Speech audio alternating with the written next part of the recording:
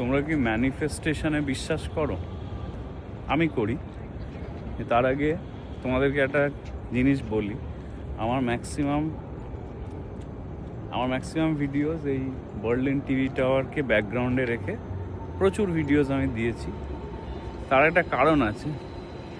আমি যখন 2021 সালে প্রথমবার বার্লিন এসেছিলাম, এমনি ঘুরতে এসেছিলাম দুর্গাপুজোর সময়, এবং আমি এইখানটায় দাঁড়িয়ে মনে মনে ভাবছিলাম, তখন আমি জার্মানিতে মাস্টার্স করছি, মাস্টার্স ইন ইনফরমেশন টেকনোলজি।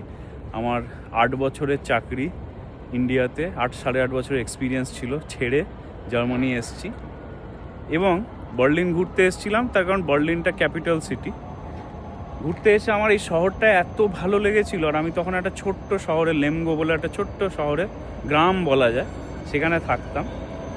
আমি এখানে দাঁড়িয়ে, এই পয়েন্টটায় দাঁড়িয়ে আমি ভেবেছিলাম যে ভগবানকে ডাকছিলাম যে যদি বার্লিনে থাকতে পারি, যদি বার্লিনে একটা চাকরি জোগাড় করতে পারি, তাহলে কি ভালো হবে। তো এইটা হচ্ছে ম্যানিফেস্টেশন। আরেকটা জিনিস, যে ছোটোবেলা থেকে আমি ফুটবল, মানে পাগলের মতো ফুটবল ভালোবাসি। English premier league, champions league এসব ফলো করি। তো সবসময় ভাবতাম যে ইউরোপে যদি থাকতে পারি কোনো দিন, ইউরোপে ফুটবল খেলা দেখবো, স্টেডিয়ামে গিয়ে খেলা দেখবো। তো এগুলো হচ্ছে ম্যানিফেস্টেশন। আর ওই যে বলে না যে কোনো জিনিস যদি তুমি মন থেকে চাও, তাহলে কিন্তু সত্যি সেটা পাওয়া যায়। মানে obviously you have to put efforts, সেটার জন্য এফোর্ট দিতে হবে।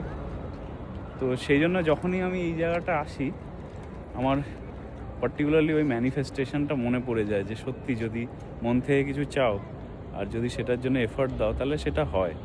ওই জন্যই বলে যে মানে ম্যানিফেস্টেশন ওয়ার্কস। তাই আমি তোমাদের সবাইকে বলবো যে ম্যানিফেস্ট করো, ড্রিম করো, have dreams and work towards that.